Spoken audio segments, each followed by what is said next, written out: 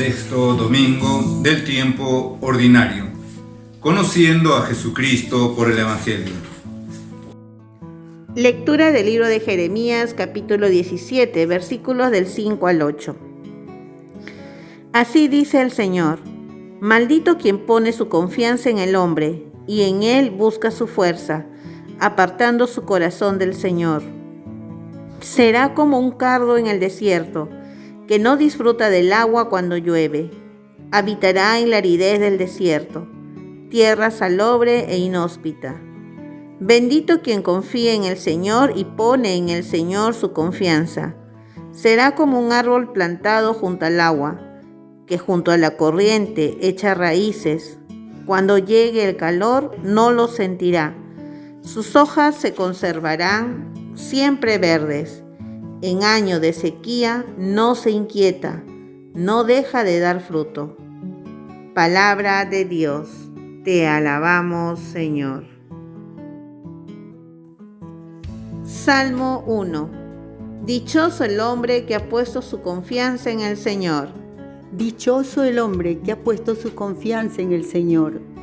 Dichoso el hombre que no sigue el consejo de los impíos, ni entra por la senda de los pecadores, ni se sienta en la reunión de los cínicos, sino que su gozo es la ley del Señor, y medita su ley día y noche.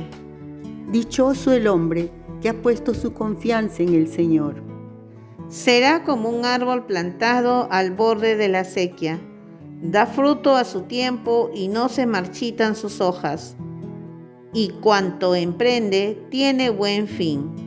Dichoso el hombre que ha puesto su confianza en el Señor. No así los impíos, no así. Serán paja que arrebata el viento, porque el Señor protege el camino de los justos, pero el camino de los impíos acaba mal. Dichoso el hombre que ha puesto su confianza en el Señor. Lectura de la primera carta del apóstol San Pablo a los Corintios, capítulo 15, versículo 12, y del 16 al 20. Hermanos, si anunciamos que Cristo resucitó de entre los muertos, ¿cómo es que dice alguno de ustedes que los muertos no resucitan? Si los muertos no resucitan, tampoco Cristo resucitó. Y si Cristo no ha resucitado, la fe de ustedes no tiene sentido. Siguen con sus pecados, y los que murieron con Cristo se han perdido. Si nuestra esperanza en Cristo acaba con esta vida, somos los hombres más desgraciados. Pero no, Cristo resucitó de entre los muertos, el primero de todos. Palabra de Dios, te alabamos, Señor. Aleluya. Alégrense y salten de gozo, dice el Señor, porque su recompensa será grande en el cielo. Aleluya. Lectura del Santo Evangelio según San Lucas, capítulo 6, versículos 17 y luego del 20 al 26. En aquel tiempo bajó Jesús del monte con los 12 y se detuvo en un llano, con un grupo grande de discípulos y de pueblo, procedente de toda Judea, de Jerusalén y de la costa de Tiro y de Sidón. Él, levantando los ojos hacia sus discípulos, les dijo: dichosos los pobres, porque de ustedes es el reino de Dios. Dichosos los que ahora tienen hambre, porque quedarán saciados. Dichosos los que ahora lloran, porque reirán. Dichosos ustedes cuando los hombres los odien y los excluyan y los insulten y desprecien el nombre de ustedes como infame, por causa del Hijo del Hombre. Alégrense ese día y salten de gozo, porque la recompensa de ustedes será grande en el cielo. Eso es lo que hacían sus padres con los profetas. Pero ay de ustedes los ricos, porque ya tienen su consuelo. Ay de ustedes los que ahora están saciados, porque tendrán hambre. Ay de los que ahora ríen, porque harán duelo y llorarán. Ay si todo el mundo habla bien de ustedes. Eso es lo que hacían sus padres con los falsos profetas. Palabra del Señor. Gloria a ti, Señor Jesús. Estamos en el sexto domingo del tiempo ordinario, cada vez acercándonos más a ese tiempo que nos prepara para la Semana Santa, el tiempo de Cuaresma, que este año empieza el 2 de marzo, el tiempo de Cuaresma con miércoles de ceniza. Este sexto domingo del tiempo ordinario, la liturgia de la palabra nos pone delante consideraciones sobre la pobreza y la riqueza. Realidades que cotidianas podemos decir, y que incluso de todas maneras a nivel personal de una o de otra parte nos toca. La primera lectura nos ayuda a interpretar cómo hacer una interpretación, mejor dicho, de la confianza que debemos poner en Dios. Confiar supone a veces una relación entre un débil y un poderoso, como lo hemos visto en la primera lectura. Ese relato que nos hace el profeta Jeremías, la confianza en Dios en primer lugar, y evitar esa confianza que nos llevaría a ponernos totalmente en manos de los hombres.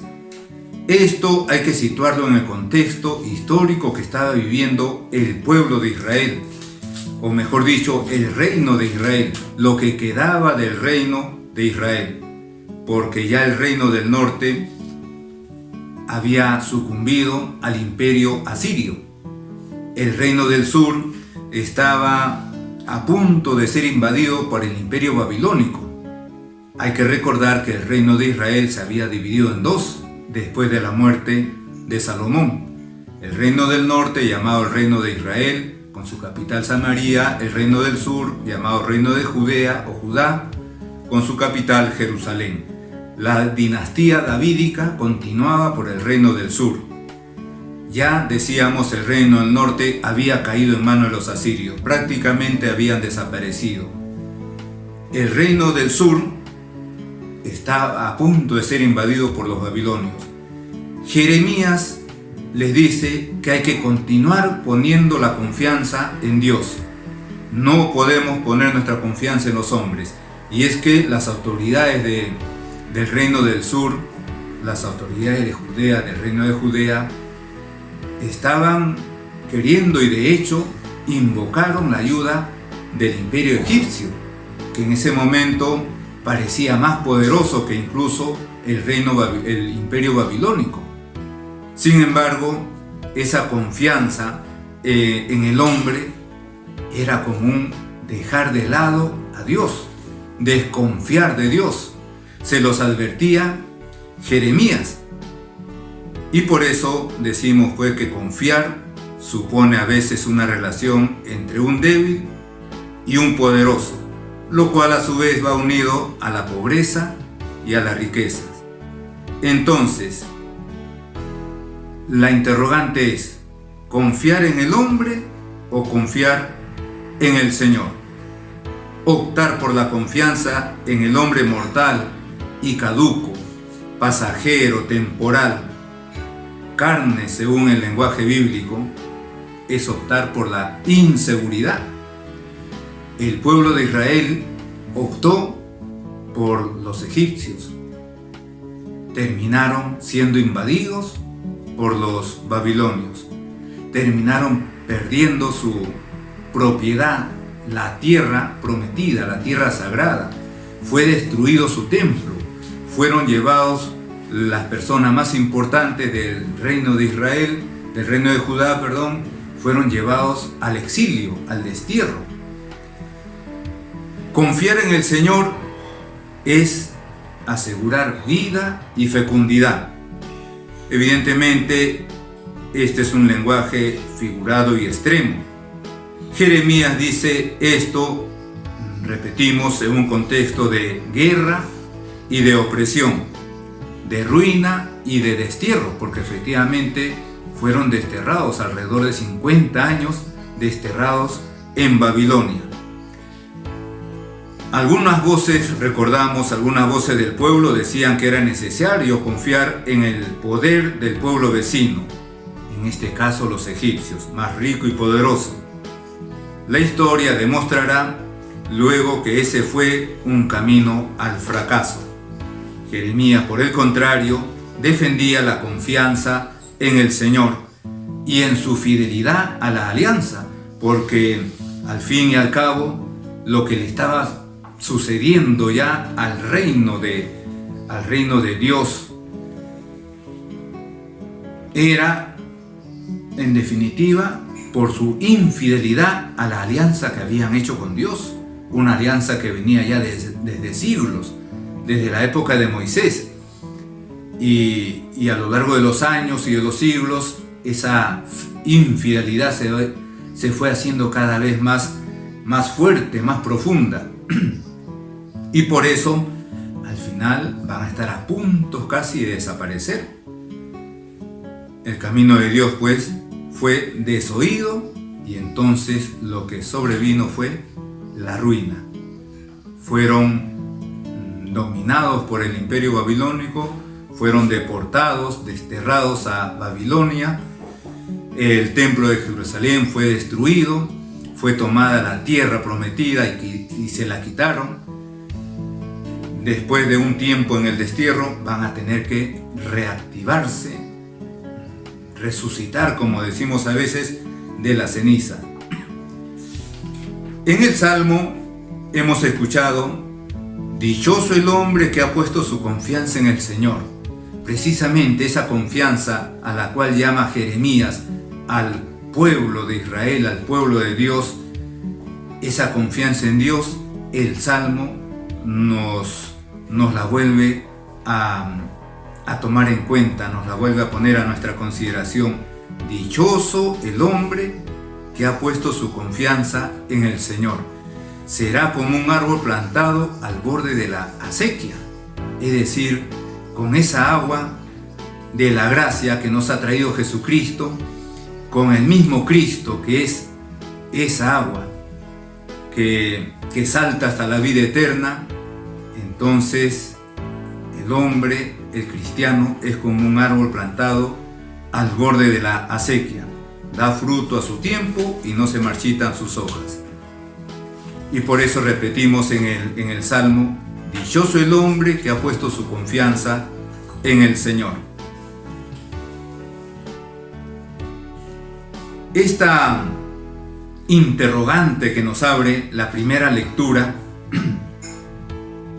respecto a la confianza, el Evangelio nos la responde. Por eso decimos que a esta cuestión responde el Evangelio de San Lucas que hemos escuchado.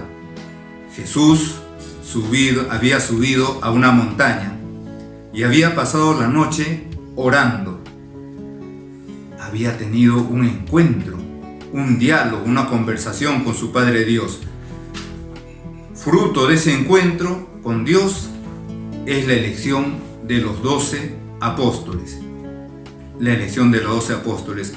Y Lucas nos dice que Jesús bajó del monte con los 12. Ya los había elegido.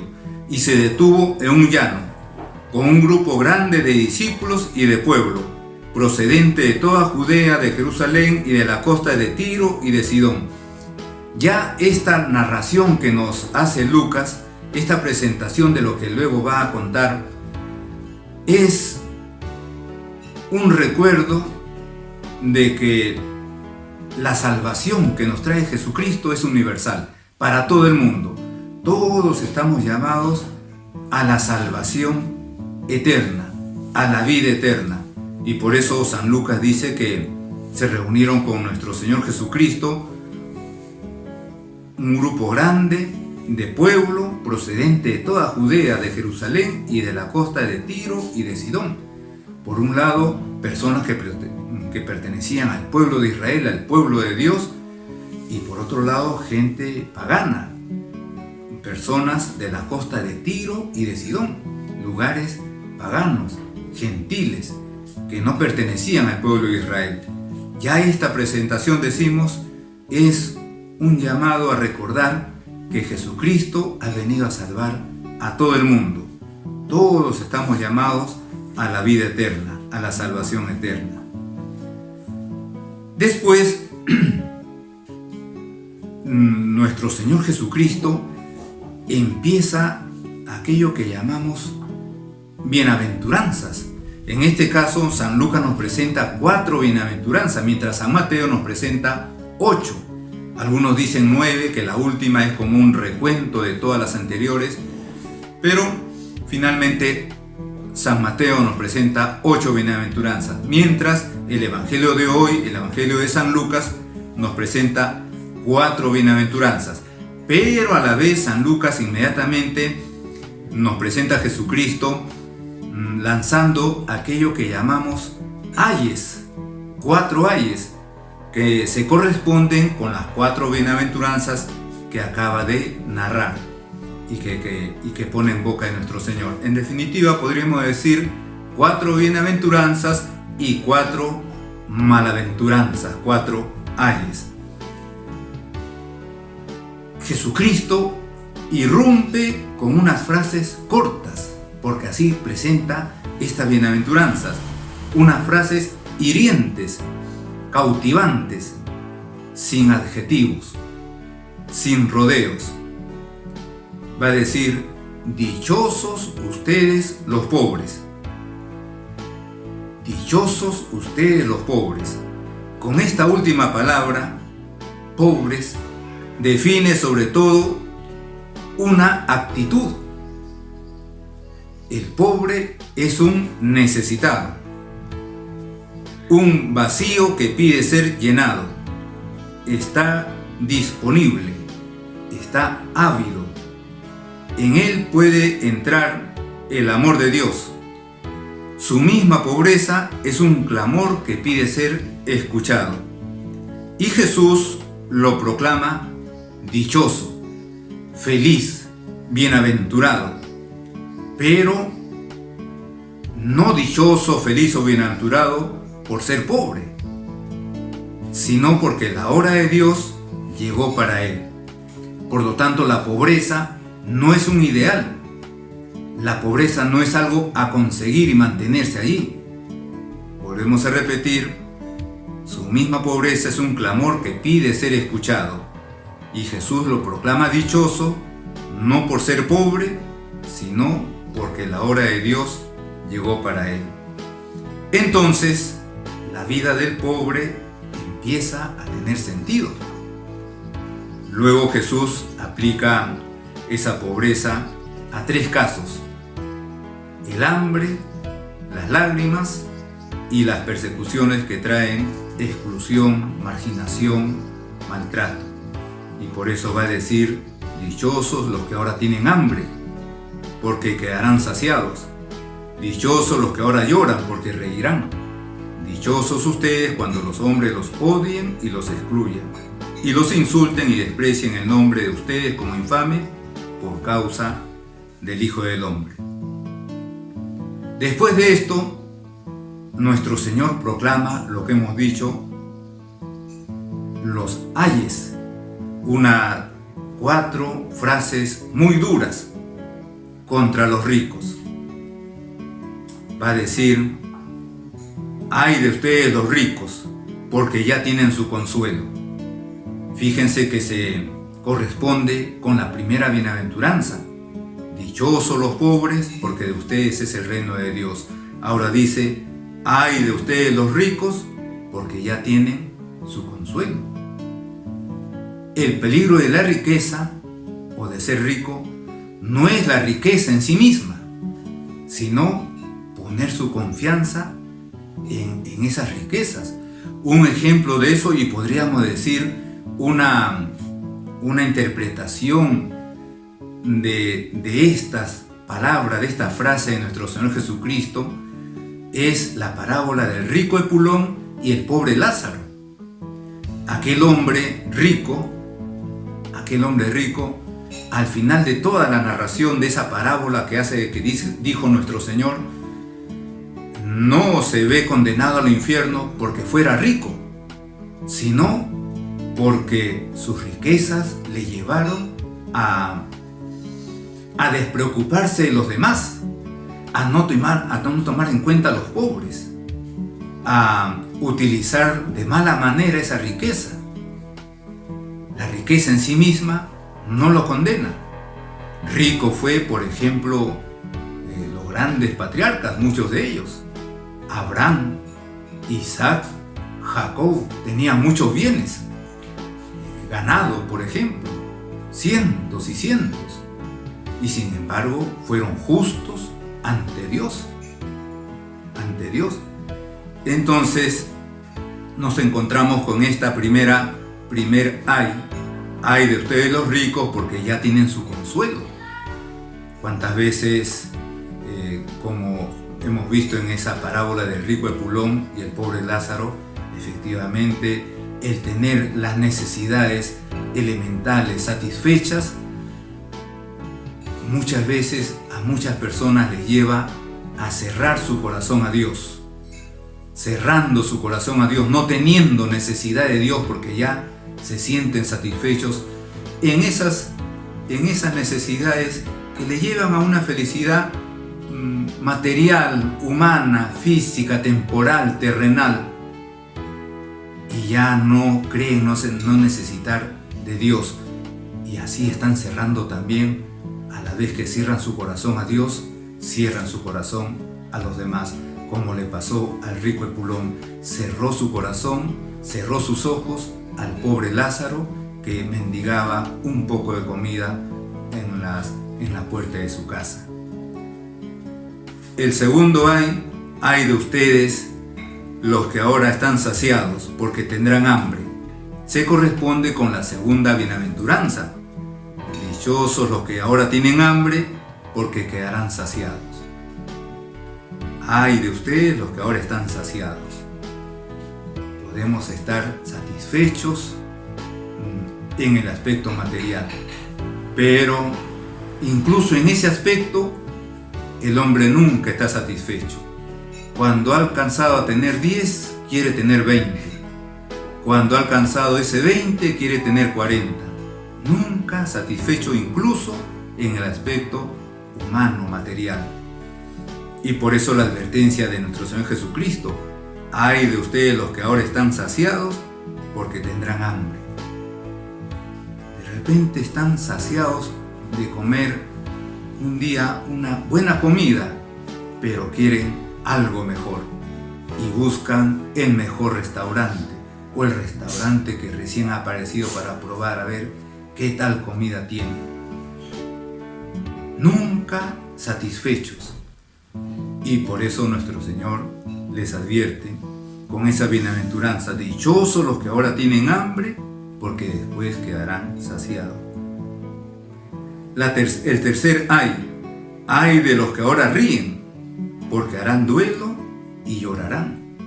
¿Cuántas veces, satisfechas las necesidades materiales, la risa, como dice San José María Escrivá de Balaguer, de animal sano, el animal que tiene satisfechas todas sus necesidades, que no tiene enfermedades, que no tiene necesidades urgentes, pues le permiten reír con esa carcajada fácil pero superficial. Este tercer ay se corresponde con la tercera bienaventuranza: dichosos los que ahora lloran, porque reirán. Lloran porque tienen carencias, lloran porque sufren injusticias, lloran porque de repente la fe y la defensa de la fe, hablar en el nombre de Jesús, les trae sufrimientos. Pero Jesucristo promete la dicha para esas personas. Y finalmente, ay si todo el mundo habla bien de ustedes. Eso es lo que hacían sus padres con los falsos profetas. El quedar bien, la vanidad, la vanagloria, ¿Cuántas veces quiere dominar nuestras vidas? Y por eso esto se corresponde con la cuarta bienaventuranza. Dichosos ustedes cuando los hombres los odien y los excluyan y los insulten, y desprecien el nombre de ustedes como infame, por causa del Hijo del Hombre. Todo esto pues son advertencias que nuestro Señor Jesucristo pone delante para la vida del cristiano. Por eso el Catecismo de la Iglesia Católica nos presenta las bienaventuranzas como normas para la vida del cristiano, recordando que es nuestro Señor Jesucristo el primero en vivirlas, hacer de su vida, hacer de las bienaventuranzas un reflejo de su vida. Recordar también que así como San Mateo, la primera enseñanza que nos trae nuestro Señor Jesucristo no son las normas, las leyes, sino un camino de vida, el camino de la bienaventuranza. Igual también San Lucas. San Lucas en su Evangelio, lo primero que pone en boca de nuestro Señor Jesucristo no son leyes para la vida moral, sino este camino para la vida diaria, para la vida del cristiano. Y mirando también con una mirada amplia o en conjunto, las bienaventuranzas efectivamente son realidades que a diario tocan nuestra vida y que a veces se dan juntas.